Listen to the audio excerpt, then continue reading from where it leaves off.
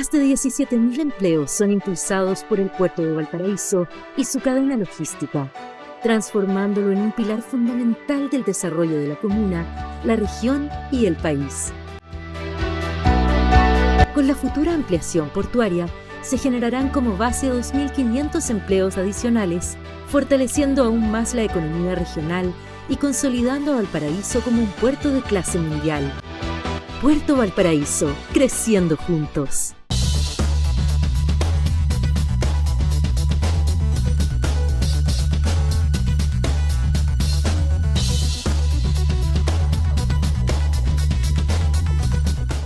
¿Cómo están ustedes?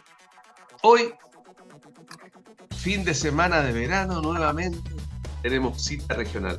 Usted a lo mejor que nos ve por primera vez, nosotros somos un canal regional, nos vemos desde San Antonio hasta Los Andes y los fines de semana hacemos un programa de conversación con gente que está realmente en conocimiento de lo que pasa, metida en el ser político, económico y de la ciudad. Hoy día tengo de la ciudad y la región. Tengo el gusto de tener a varios ex y a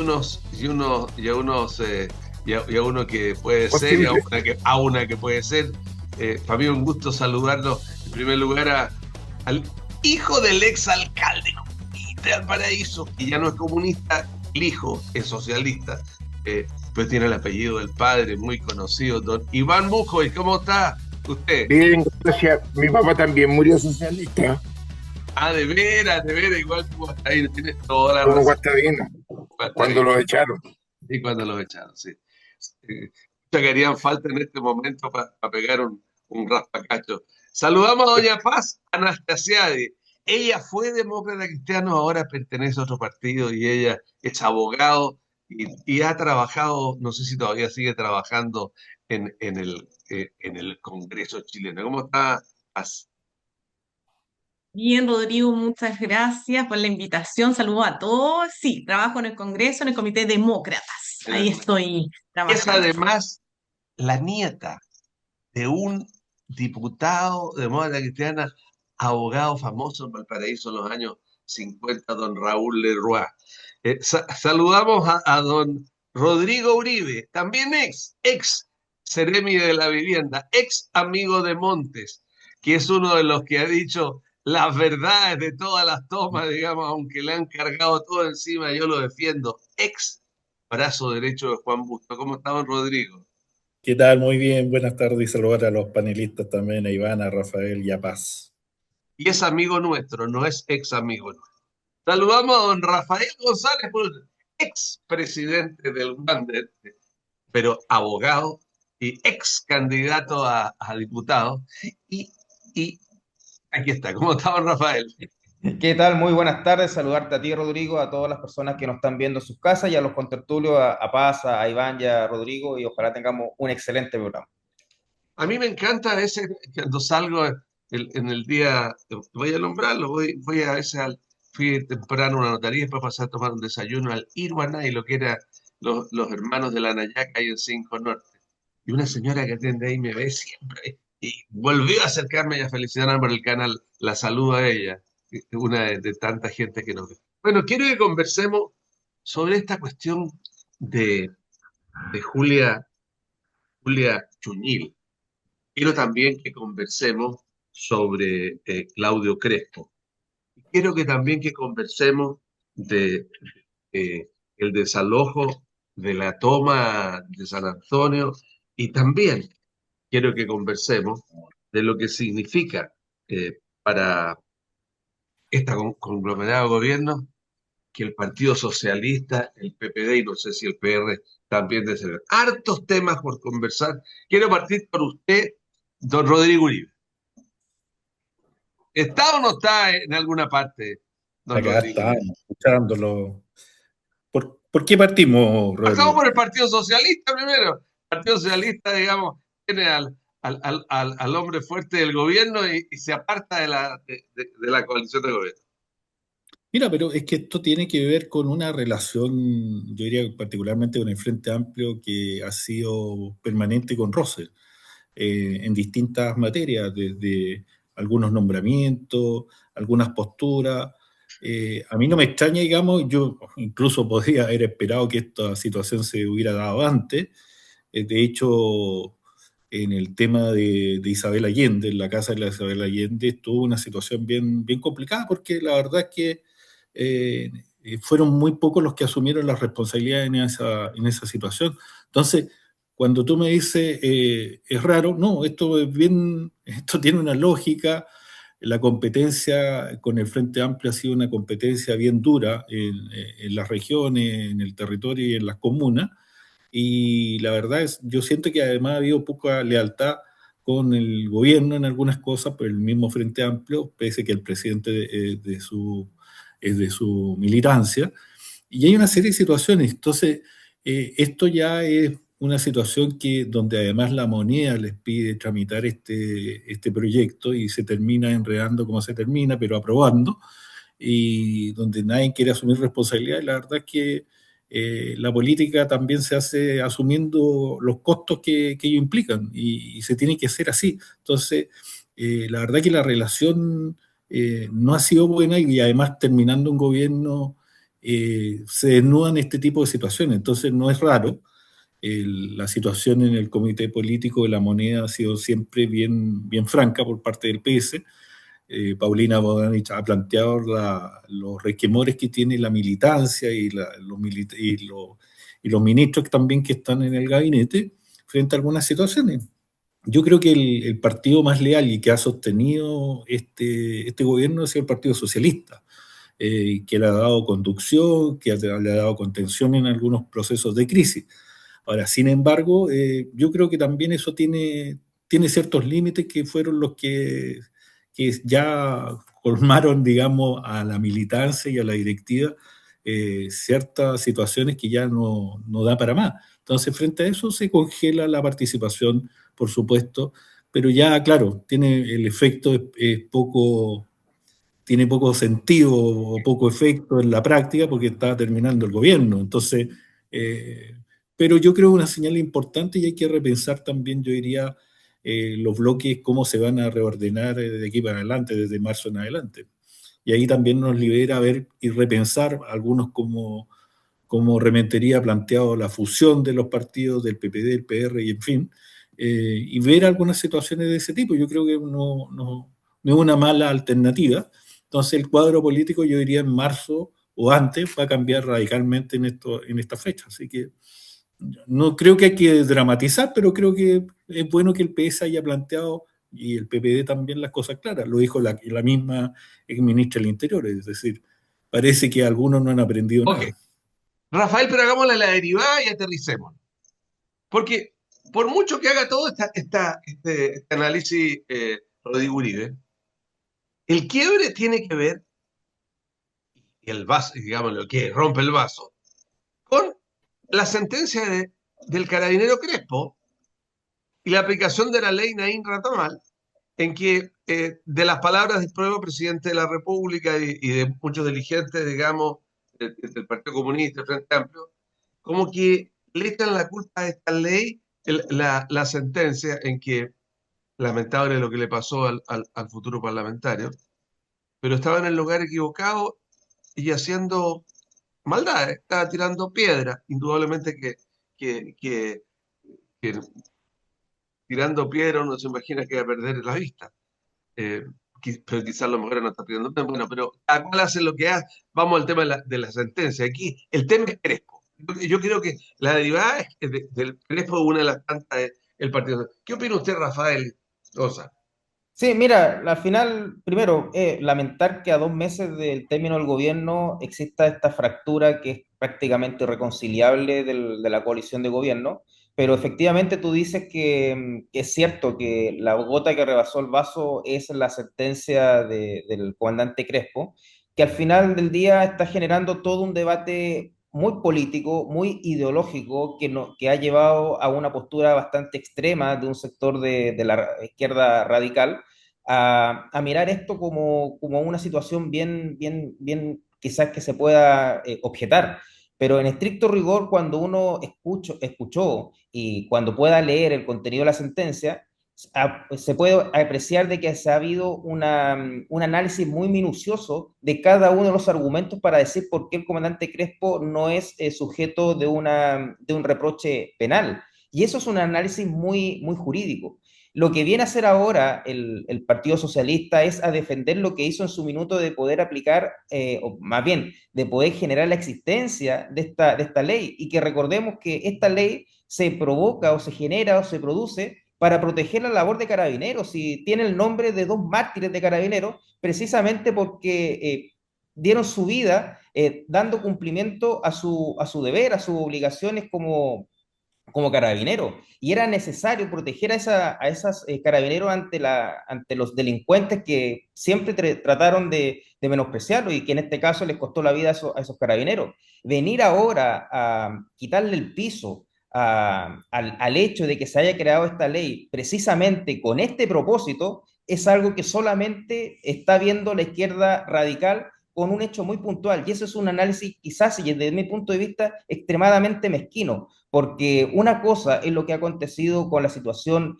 que todos lamentamos del futuro diputado que perdió la vista, que realmente nadie puede esperar algo para él, pero otra cosa es querer atribuirle una responsabilidad al comandante Crespo, que de querer haber querido de generar esa consecuencia que yo creo que tal como se indica en la sentencia, no fue así. Y él es inocente, pero también generar para esto un debate ideológico entre las diversas facciones del conglomerado oficialista, yo creo que también es un error, y es un error político que lo van a terminar, le va a terminar costando muy caro ante la ciudadanía, porque la ciudadanía en este minuto está viendo una discusión entre políticos por una situación que está afectando a un próximo parlamentario y que también quiere restar credibilidad a la labor policial. Y es necesario, ante la crisis de seguridad que vive el país, fortalecer una institución republicana como es Carabineros de Chile, que es precisamente lo que hizo esta ley al proteger a dos mártires de Carabineros, y por eso tiene ese nombre,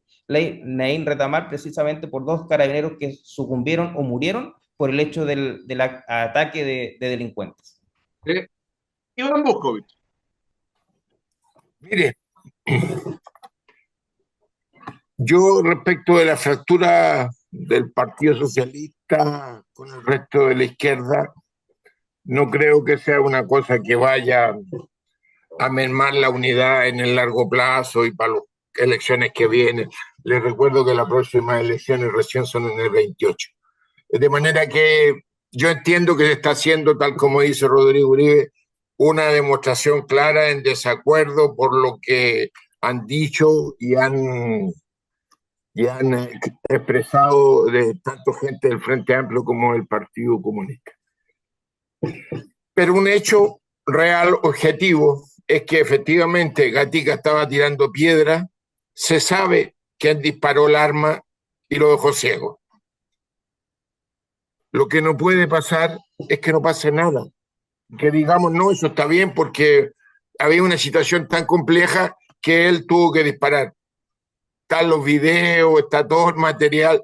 Por eso yo en esto creo que hay que tener mesura, calma y esperar. Hay más instancias en el mismo sistema judicial que van a analizar este caso y ya Gatica ha mencionado que se va a ir a los tribunales internacionales y veremos qué pasa más adelante. Por eso digo yo en esto, templanza, calmémonos, no exageremos la nota porque no es buena consejera.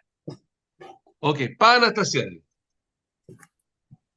Yo creo que hoy día lo del Partido Socialista y que se ha sumado el PPD, tiendo a mirarlo desde una perspectiva muy pragmática, buscaron la excusa precisa, un desencuentro donde sabían que popularmente hoy día la ley Retamal se justifica justamente a raíz de los hechos que se entiende a través de una legítima defensa, que esto es la legítima defensa privilegiada, que lo que significa es que tienen que probar la otra parte, a diferencia de lo que naturalmente sucede, que es como yo justifico mi acción, es la otra parte la que tiene que decir que no se cumplieron los requisitos de legítima defensa, que todavía tampoco sabemos si es que justamente se aplicó esa o la causal que ha existido siempre en el Código Penal, además. Pero Pero creo que en la excusa me va a quedar primero la parte del Partido Socialista, sumamente pragmático, hoy día mirando los resultados electorales, donde no les fue bien con este gobierno y además perdieron el gobierno.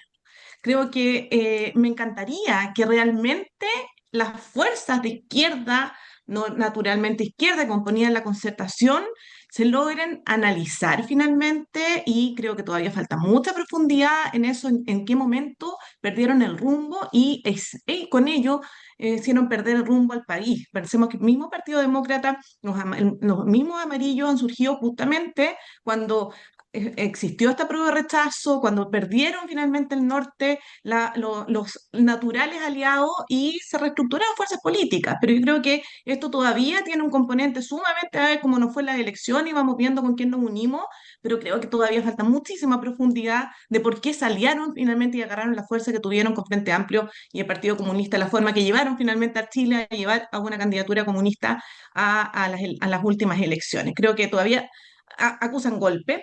Pero respecto a la ley de Naim Tamayo, creo que en este punto me llama la atención desde el presidente hacia abajo del sector oficialista, que dicen y le disparó como que si esta acción de Crespo hubiese sido directa hacia Gatica. Por algo se está hablando de una legítima defensa, porque la fuerza que tienen el monopolio de las fuerzas es el del Estado, finalmente, el quien representa, que son carabineros, son quienes estaban siendo provocados, atentados contra su propia vida. Había en los mismos videos un carabinero quemándose. Se le tiraban bombas molotov, se le tiraban piedras. El mismo futuro diputado se encontraba en ello. Nadie esperaba, por supuesto, ni los carabineros mismos, que las personas perdieran vista con los perdigones finalmente, pero eso termina sucediendo a raíz de una provocación. ¿Por qué queda liberado? Es porque no estaba buscando pegarle el tiro directo a la cara de una persona. Lo que estaba haciendo acá es sacando toda esta gente que se estaba manifestando violentamente y que son los mismos que en el mismo periodo del estallido, mataron toda esa manifestación pacífica que podía entenderse asociada a lo que se entiende como democráticamente cuando el pueblo reclama sus derechos. Acá ellos afectaron incluso la manifestación pacífica y hoy día ese carabinero termina resultando sacándoles toda la responsabilidad penal y que creo que fue justo y la verdad que además esta ley únicamente, insisto, que era parte de las 1000 medidas que estaban el día anterior promoviendo y diciendo, aquí estamos con todo lo que hemos logrado. Y después, claro, ¿qué pasa? Que muchas de las cosas que lograron en estos 4 años, muchas de ellas, sobre todo los proyectos de ley en materia de seguridad, fueron mociones, fueron parlamentarios quienes iniciaron estas acciones y que tuvieron que sumarse finalmente como gobierno porque no les quedaba otra alternativa, porque la crisis en materia de seguridad fue sumamente alta y se agudizó en estos 4 años de gobierno. Creo con todo eso que es una justa medida lo que ha sucedido y creo que además también nos hace replantearnos cómo se agudizó el clima de violencia en eso y cómo además el sector gobernante debiese también tomar las medidas de decir un mea culpa de cómo potenciaron a quienes hoy día, incluso hay algunos que están recibiendo pensiones de gracia, y que son violentos y que son delincuentes. Ahora, Rodrigo Uribe, ¿y qué le parece la intervención, digamos, las palabras, las declaraciones del presidente de la República en relación al fallo? No me parece. ¿Qué opina usted?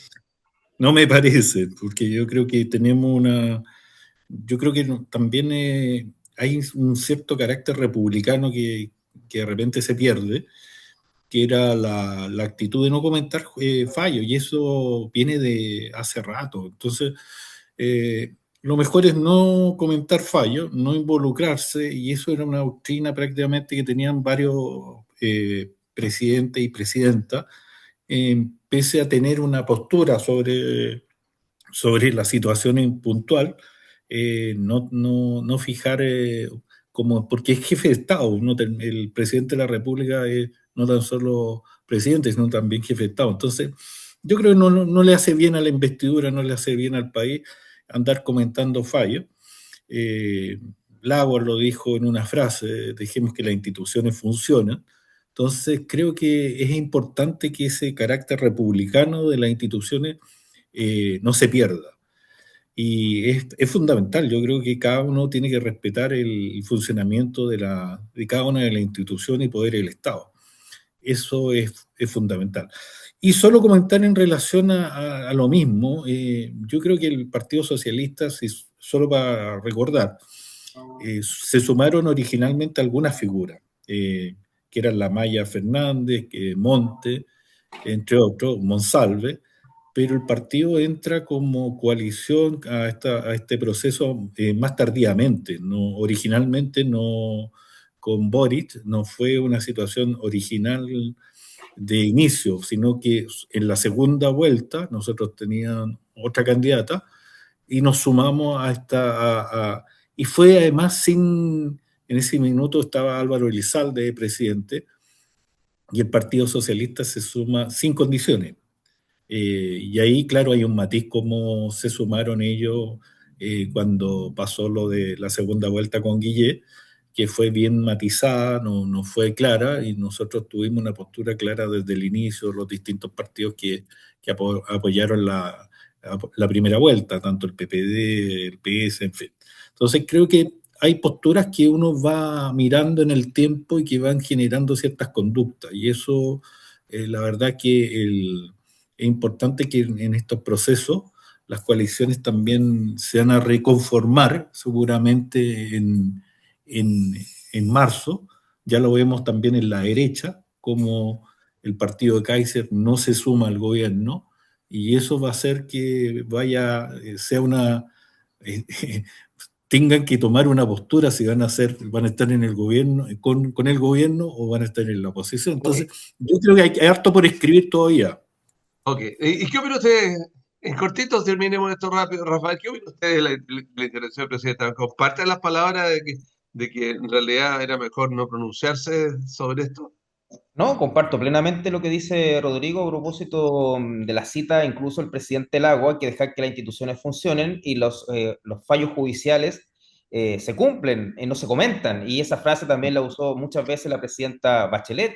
En este sentido, lo que ha hecho el presidente Boric es completamente inadecuado y yo creo que incluso imprudente. Incluso podría tener otro calificativo por el hecho que es desafiante lo que hace al comentar, porque coloca una presión indebida respecto a los tribunales superiores de justicia que van a ver en algún minuto, algún recurso procesal que se puede interponer por parte de la víctima, en este caso del futuro diputado Gatica. En ese escenario yo creo que es muy complejo las opiniones que ha dado el jefe de Estado, porque él no se puede olvidar que siendo jefe de Estado tiene que mantener siempre la imparcialidad. Lo que pasa aquí es que lamentablemente hay una situación ideológica de trasfondo del tema que no lo deja en libertad o la tranquilidad suficiente al presidente. Pero en eso todavía tiene mucho que a lo mejor que aprender, y quizás no es la frase más adecuada para decirle al presidente que aprenda, pero sí es necesario reflexionar sobre este punto porque tiene que mantener la posición equidistante en su rol de jefe de Estado. Y eso es lo fundamental. Los jefes anteriores que estuvieron en Chile sí lo respetaron, sí lo cumplieron, por más que tuvieran en desacuerdo. Así que en este caso yo no estoy de acuerdo con esas expresiones. La presidencia. ¿Qué opina usted, don Iván? No coincido con los antecesores de la palabra, creo que ahí cometió un error, pero tampoco, como le digo, yo creo que esto va a es una cueca más larga. ¿Y usted, Paz, qué opina? Bueno, yo celebro que estemos todos de acuerdo en que es por supuesto que lo que ha sucedido, un presidente cuestionando fallos. Además, tenemos un artículo 76 de la Constitución que es bien claro, que ahí dice ni el presidente, lo tengo acá, ni el presidente ni el Congreso pueden en caso alguno, y en este caso revisar los fundamentos contenidos de las resoluciones. Entonces, él lo que cuestiona es la proporcionalidad, incluso va a un programa de televisión. Yo creo que hay unas últimas actuaciones donde ha dejado claro que ha vuelto el parlamentario Gabriel Boric ha dejado su cargo de mandatario y es lamentable porque hasta el último día uno tiene que gobernar y bueno, para muchos siempre ha sido que maduró o no maduró en el cargo, y yo creo que vamos a volver a tener un frente amplio bien complejo desde el 11 de marzo en adelante, y lo están demostrando. Complicada la palabra maduro, complicada, pero no vamos a hablar de eso. Tenemos que ir a una pausa. Anastasia, Iván Busco, Rafael González, Rodrigo Uribe. Usted está en Cita Regional en Quinta Visión. La pausa es breve, ya volvemos.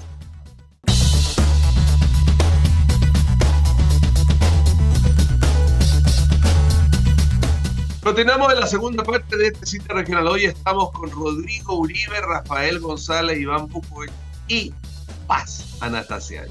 Quiero partir por usted, don Iván Bujovic, para conversar entre todos un tema tremendamente complejo.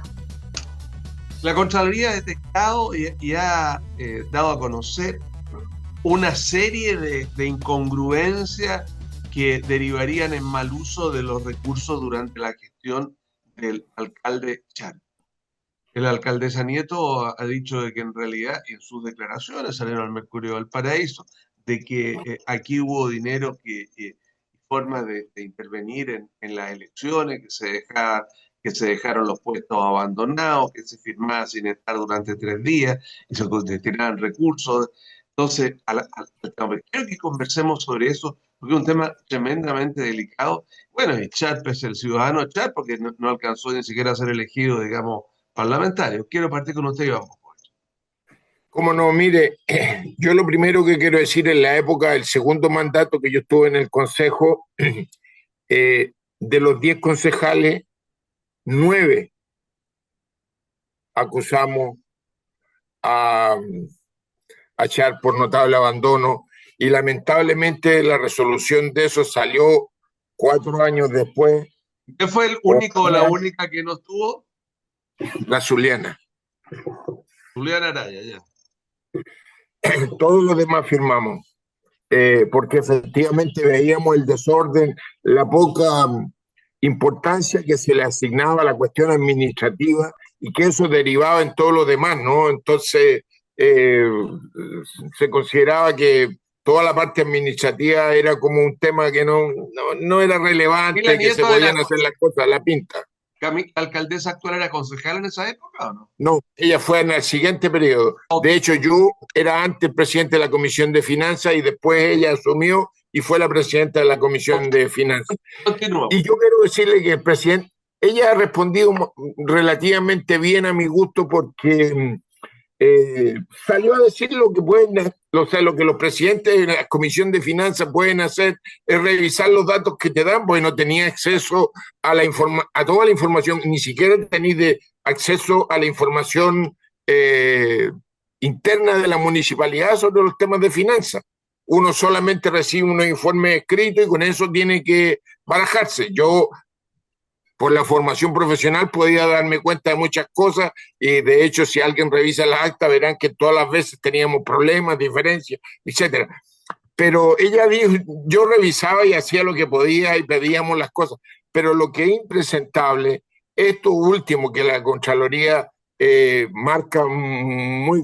O sea, en el último periodo de Char se empezó a regalar plata como loco, sin ningún fundamento y con un sentido estrictamente electoral, lo que es vergonzoso. Y yo creo que esas son las cosas que finalmente le pasan la cuenta a los partidos y a la gente que está en los puestos de confianza, que se aprovechan de esa posición para hacer las cosas que hicieron y no ir a trabajar y que les mantuvieran los sueldos y todo lo demás. Rafael González.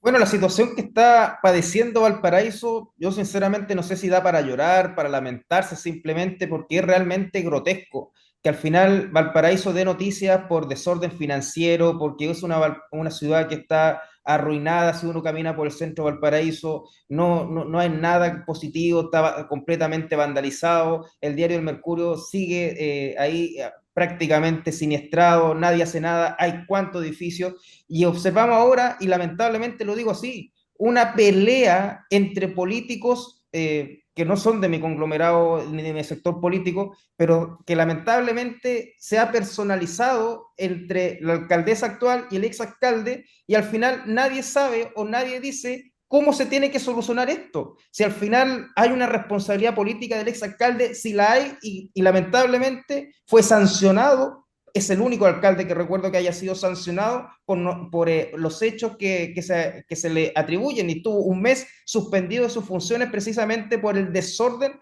que tenía su administración. Y que recordemos que... Pero eso es el resultado de la acusación nuestra. Afortunadamente hubo concejales que cumplieron la pega y pidieron que se hiciera efectiva esa responsabilidad que es política, que va más allá de la responsabilidad administrativa de tener todo desordenado, que eso se tendría que hacer efectiva a través de los informes de Contraloría y decirle haga bien la pega. Pero doña Camila Nieto también era concejal, ejercía sus funciones y nada hizo en el periodo de Jorge Char en que hubo este despilfarro de recursos simplemente por un afán electoral. Y eso también es de una responsabilidad política que se tiene que hacer efectiva. Yo recuerdo cuando era candidato a alcalde y ella era candidata a alcalde, yo le pregunté en un debate en Televisión Nacional en Santiago exclusivamente este tema y lamentablemente no hubo una respuesta satisfactoria. Y hoy día observamos de que desorden existe y lo que más lamento es que no exista un plan para revertir la situación y poder llevar a Valparaíso por un camino más correcto. Hoy día solamente observamos peleas entre políticos y la ciudad y los porteños, los vecinos de Valparaíso siguen mirando esta pelea y nos siguen observando soluciones al desastre que hay en la ciudad y al desastre financiero en la municipalidad. Voy a dar una acotación cortita. Un ex funcionario de la Universidad del Paraíso trabajó directamente con Aldo Cornejo, caminando por calle Aldunate a las 6:30 de la tarde, es asaltado el día viernes pasado, lo tiran al suelo por robarle una cadena, entre tres le pegan, le pisan las manos, digamos. Gracias a Dios Carabineros actuó espectacular y los pillaron más adelante en un taxi. El nivel 6 de la tarde frente a la Plaza Victoria, el resuelto con lesiones bien complicado. Entonces, quiero decirle de que Valparaíso está pasándola mal. Entonces, todo esto es como una cosa, una cosa como un balde que le cae a la gente. Rodrigo Uribe. Mira, yo creo que la situación de Valparaíso, claro, es una situación que se arrastra no por una gestión, se agudiza con la gestión de Char, que es evidente que es una mala gestión. Segundo, yo creo que hay uno cuando recibe, a mí me tocó ser CEPAN en un municipio de la región, tiene que sociabilizar ese informe y responder, el preinforme. Yo creo que eso no pasó, me da la impresión de que no pasó. Y ahí uno puede dar cuenta y puede informar, y lo que nosotros por lo menos teníamos la práctica era de entregar ese preinforme a los concejales y comentarlos con ellos y decir cómo se iba a responder. Aquí yo creo que hay una situación financiera que es preocupante, que tiene que ver como, porque uno entrega subvenciones, los municipios entregan subvenciones, y en relación a eso uno tiene que dar cuenta. Ellos tienen que rendir y las rendiciones se hacen hasta el 31 de diciembre de cada año. Hay una deuda que siempre es permanente de los municipios, que es una deuda que se hace prácticamente incobrable, que son distintos derechos de distintas situaciones, patentes, en fin, de otras situaciones. Feo. Exacto, que se extienden y que esa aparece y que uno la tiene que reflejar porque es parte de la deuda desde el punto de vista de presupuesto. Digo esto porque es importante señalar de qué estamos hablando, para ilustrarlo de lo que estamos hablando. Entonces, claro, hay una deuda importante que debe ser de arrastre, que yo creo que además los municipios, por lo menos en el que yo estuve, hacíamos acciones, pero la mayoría no hace ninguna acción. ¿Se refiere al municipio de Quilpué, o sea, la alcaldía de Viñambre? Sí. Yeah. Es que no quería personalizar, pero ese es el ejercicio que tiene que hacer uno. Y claro, y por el otro lado está la función que tienen los distintos concejales, dar cuenta de situaciones que tienen que fiscalizar. Pues. Sí, y yo creo que también ahí hay una situación. Pero yo creo que lo más importante en esto es cómo se contesta la Contraloría el preinforme, y me da la impresión de que no se contestó.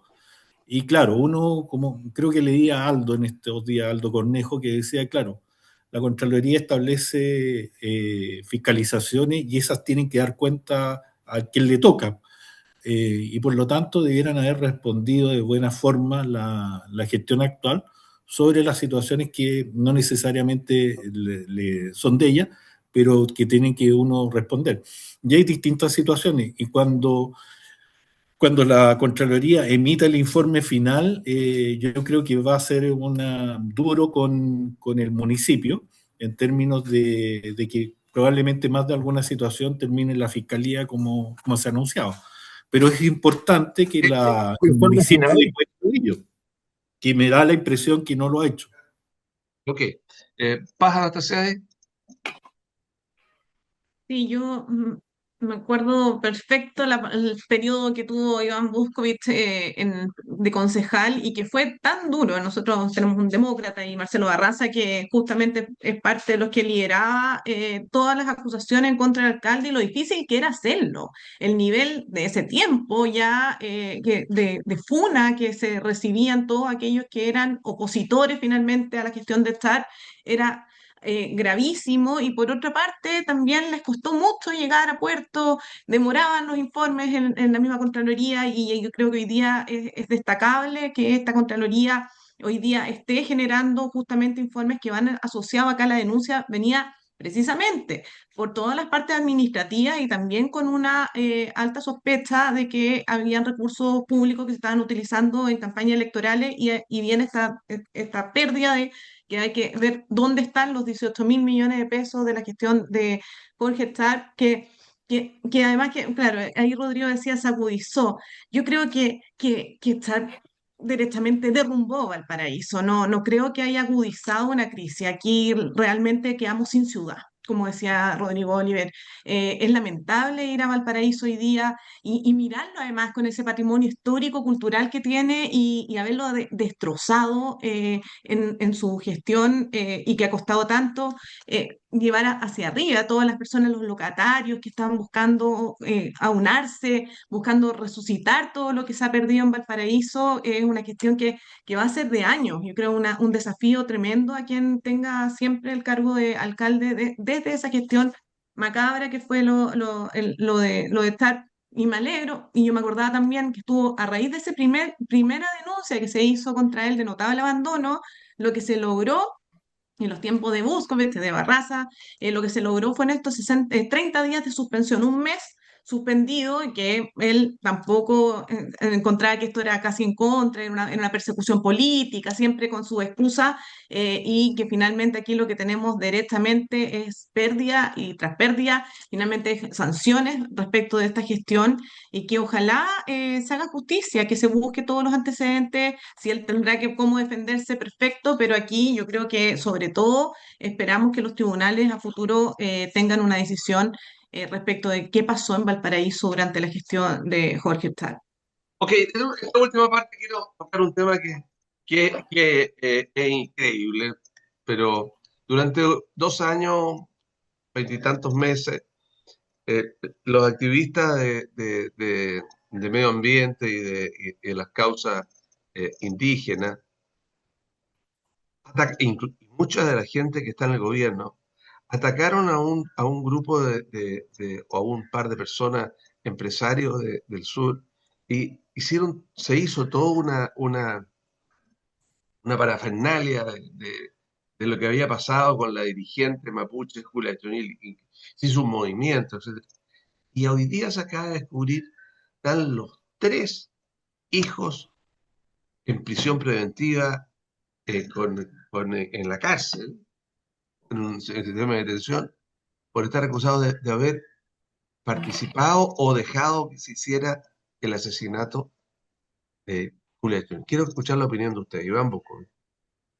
Bueno, yo creo que por eso digo que las cosas hay que meditarlas y pensarlas. Cuando se hicieron todas estas campañas, nunca se consideró esta posibilidad, que es finalmente la que se está probando como la verdadera.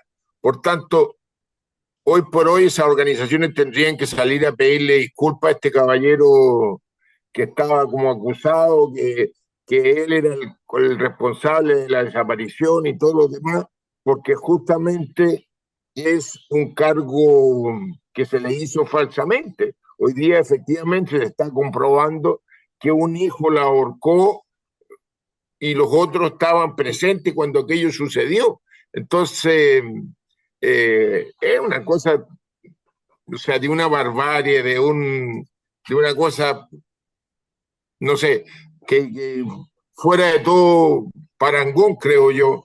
Con un vecino, inclusive, con un vecino que era un hombre al que le mayor, robaban la pensión, güey. le robaban la pensión y lo Y amenazaban. parece ser que por eso fue la discusión de ella con los hijos, porque al pobre señor de más de 90 años le robaban la plata de la pensión.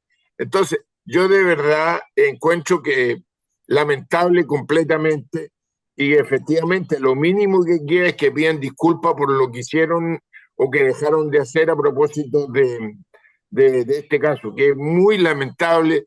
La dirigencia mapuche y en general la sensación que queda es mala. O sea, yo todo el respeto del mundo a nuestros pueblos originarios, pero estas cosas empañan absolutamente la apreciación, el cariño, el respeto que tiene uno por esos pueblos originales. Además, yo quiero hacer y voy a darle la palabra a Rafael. Las redes sociales van exacerbando, si uno mira las redes sociales, lo que empezó a aparecer estos veintitantos meses de la gente, que hay que tener mucho cuidado en lo que se lee e interpretar lo que se lee, porque si esto es como se está demostrando, es una barbarie. Lo que muchas veces se dice de mucha gente, que se separa fulana con fulano y esto es la razón porque uno era tal cosa, que pasa tal cosa, que otro roba y que no está robando. El tema es complejo. Don Rafael González. Sí, mira, aquí nuevamente volvemos a la frase inicial, hay que dejar que las instituciones funcionen. Recién se están adoptando las primeras diligencias y estamos todos choqueados con estas primeras diligencias porque efectivamente es una situación bien difícil de entender. Pero nuevamente también observamos que el presidente de la República, en su minuto, en el año 2024, emitió también algunos calificativos a propósito de esta situación. Y ahí observamos también la imprudencia a propósito de no dejar que las instituciones hagan su pega y puedan determinar efectivamente la responsabilidad que le corresponde a la persona que efectivamente cometió un delito. Y en ese minuto prácticamente se condenó a determinadas personas simplemente porque había una situación ideológica que llevaba a tener esa postura. Y lamentablemente eso es lo que se tiene que corregir y estos lamentables errores, porque son unos errores gravísimos que se han cometido a nivel del presidente de la República y de demás organismos, quizás de derechos humanos o medioambientales más bien, que han dado a un aumento explosivo a esta situación, tienen que ser corregidos. Hoy día no vemos a nadie haciendo manifestaciones para poder borrar la situación que aconteció con las personas a las cuales se le atribuyó algún tipo de responsabilidad penal, muy por el contrario. Simplemente hay silencio y se está observando cómo esas personas se están defendiendo por sí mismas, nada más. Entonces lo que tenemos que tratar de hacer ahora es que las instituciones terminen de hacer su pega y una vez que tengamos la verdad procesar la verdad cierta de cómo cómo acontecieron los hechos, sacar las conclusiones que corresponden. Pero esto tiene que servir de lección de que no se puede apuntar ni condenar en forma premeditada, ni mucho menos desde el presidente de la República hacia abajo. Rodrigo Uribe.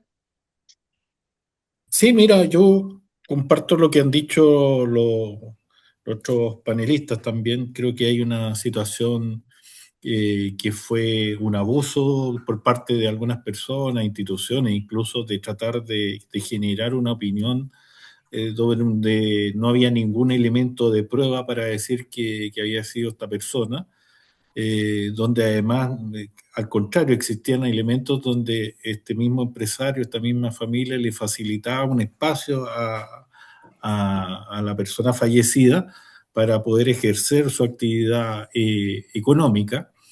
Y además existían, por lo que uno ha escuchado en la investigación, varios elementos de violencia intrafamiliar y de violencia contra terceros por parte de los hijos. Entonces habían antecedentes más que evidentes dentro del grupo familiar. Entonces es preocupante cuando distintos actores además le dan un perfil que incluso fue hasta internacional, donde salió la búsqueda de esta persona, y terminamos además con una situación que termina como un caso de violencia intrafamiliar extremo.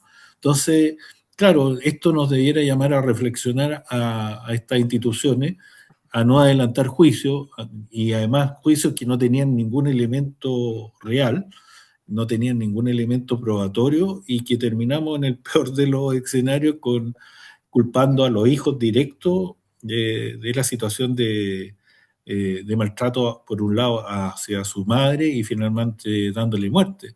Y además con todos los antecedentes familiares que aparecieron en la investigación. Entonces, ya había habido hechos de violencia, incluso con muerte, un asesinato de uno de los hijos, que era evidente que había una situación compleja en el grupo familiar.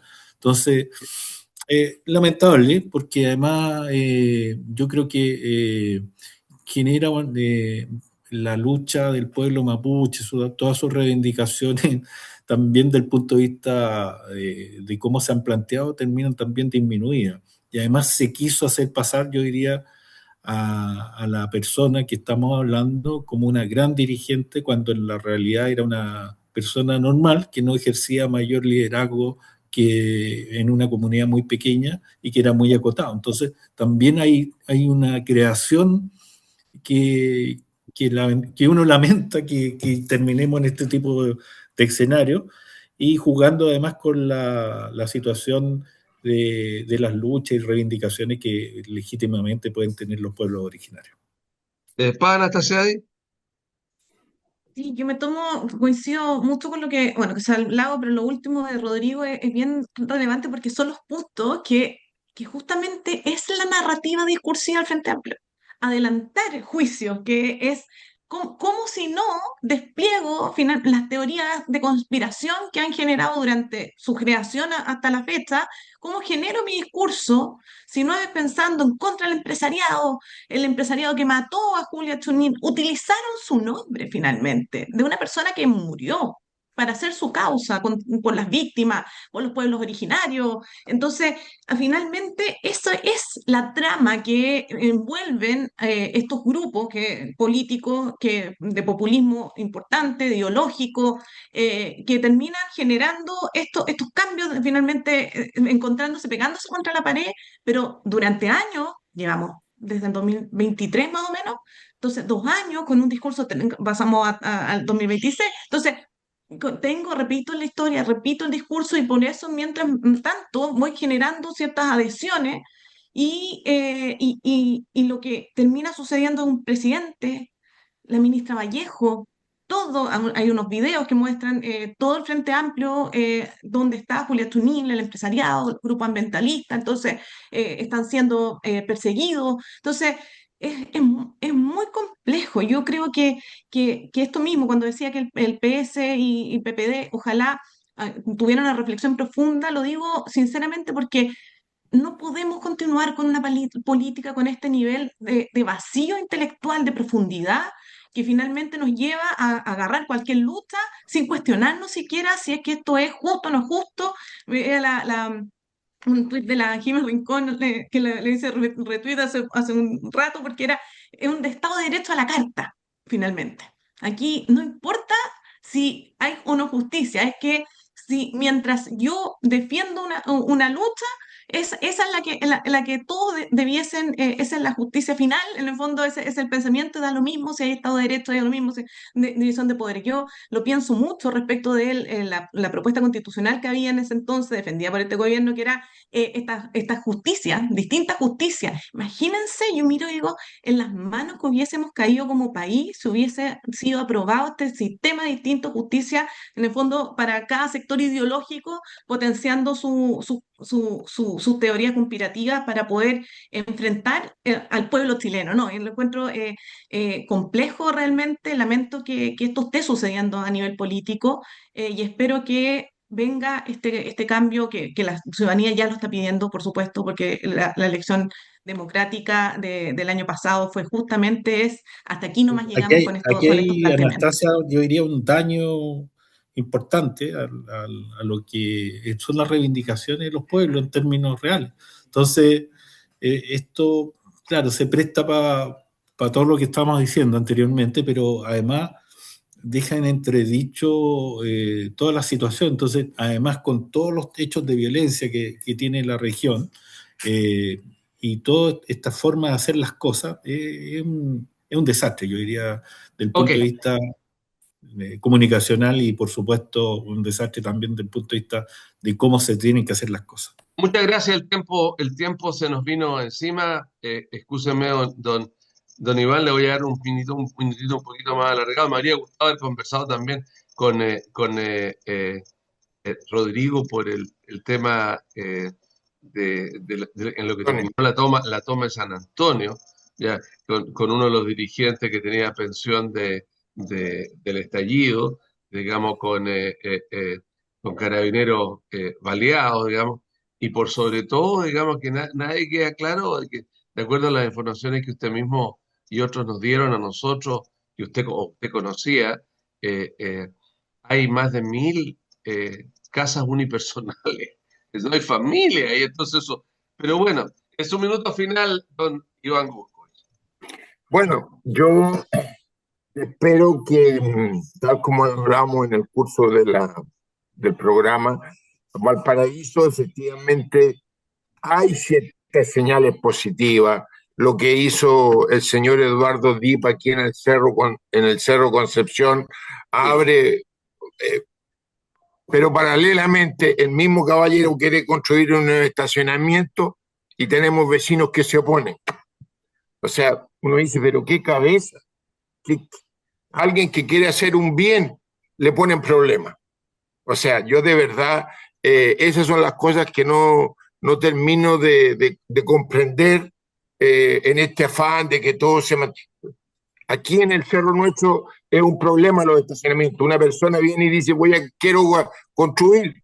Y viene otro y dice, no, que no lo haga, que esto es una iglesia o- mormona que no he visto entrar nunca a nadie. No ha ok, funcionado nunca. ok, Por eso yo espero que el paraíso tenga más futuro. ok, gracias. Rafael González, Bueno, así como Valparaíso tiene un problema grave con el comercio ilícito, con el comercio ambulante, no quiero dejar pasar lo que ha acontecido en Viña del Mar, en el borde costero, en el Muelle Vergara, en que ha habido una batalla campal de los ambulantes, haciendo a veces persiguiendo a las fuerzas de orden y generando todo un caos, generando peligro para los vecinos de ese sector, para los turistas que en esta época llegan en masa al borde costero, no solamente de Viña del Mar, sino que de toda nuestra región, y eso es algo que tiene que ser no solamente condenado la forma que está actuando el comercio ambulante, sino que tiene que ser controlado a la brevedad. De verdad, Valparaíso se descontroló, lamentablemente cuesta mucho recuperar el orden en la ciudad de Valparaíso. Pedro Mon está absolutamente desbordado, los alrededores del Congreso, pero sinceramente lo que acontece en Viña del Mar, en que las fuerzas policiales tienen que ser replegadas por el avance de este comercio ilícito, es realmente algo que no puede seguir aconteciendo. ok. Rodrigo Uribe, Sí, mira, yo ayer caminaba por Pedro Montt hasta la Universidad Católica y vi con pena una tremenda obra que se hizo por parte del Ministerio de Vivienda, el serbio, que fueron todas las veredas de Pedro Montt desde Victoria hasta Avenida Argentina. Una tremenda inversión. Pero hoy día eso está ocupado de vendedores ambulantes, ya están muy deteriorados. Entonces uno, la verdad que le da lástima que elementos que ayudaron a tratar de mejorar la ciudad, lo mismo Avenida Francia se hizo una parte completa, están con un franco deterioro. Y eso tiene que ver cómo la gente asume la ciudad. Entonces eso, la verdad, eso lo mismo que está pasando en Valparaíso, que son síntomas que vienen hace varios años, uno ve que también está pasando en otras ciudades que están bien cercanas como Viña del Mar. Entonces también yo creo que la preocupación tiene que ser con tomar, como decía Rafael, las acciones inmediatamente. No pueden pasar lo que pasó en Viña el día de ayer. ok. Para Anastasia, Sí, yo lo escuchaba, claro, las tomas, los vendedores ambulantes, cómo van matando todo esto en las ciudades y cómo se han potenciado finalmente cuando la gestión ha sido una mala gestión. Justamente recordemos que en los tiempos, en los inicios de esa toma de San Antonio, la misma alcaldesa los llamaba y los invitaba a vivir en ese sector y después tuvimos los problemas del desalojo mismo, de cómo no se hizo cumplir la ley hasta que en un momento dijeron, bueno, no se preocupen, se quedan ahí, vamos a agarrar todo lo que no ejecutamos durante el año en vivienda y les vamos además a ordenar esta toma en San Antonio. Yo felicito ahí en el caso que al candidato en ese entonces, José Antonio Kast, pero lo que dijo en un debate fue justamente, yo estoy de acuerdo entonces si ya se están ejecutando esos recursos, pero esto se va a hacer para las personas que realmente estaban en la fila pidiendo realmente sus casas, sus primeras viviendas y con los subsidios habitacionales como corresponde, porque esto, dejar hacer en las ciudades, lo que termina es matando las ciudades, lo vimos en Valparaíso, Viña del Mar, cuánto lo hemos conversado que vamos para las mismas y yo creo que aquí hay que tomar medidas, hay que ordenar y como ciudadanos también tenemos que votar correctamente. Muchas gracias, Iván Buscovich, muchas gracias, Rafael González, muchas gracias, Rodrigo Uribe, muchas gracias, Pablo Natasia, y muchas gracias a usted, señora que nos está mirando en Quinta Visión. Le agradecemos mucho que Quinta Visión sea su canal local desde San Antonio hasta Los Ángeles. Que estén ustedes muy bien.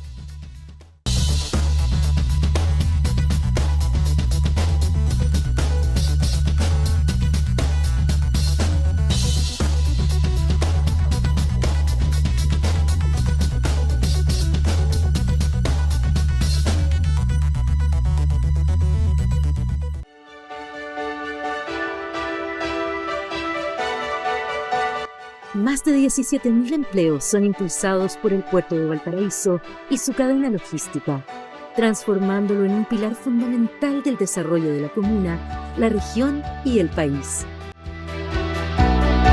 Con la futura ampliación portuaria, se generarán como base 2.500 empleos adicionales, fortaleciendo aún más la economía regional y consolidando a Valparaíso como un puerto de clase mundial.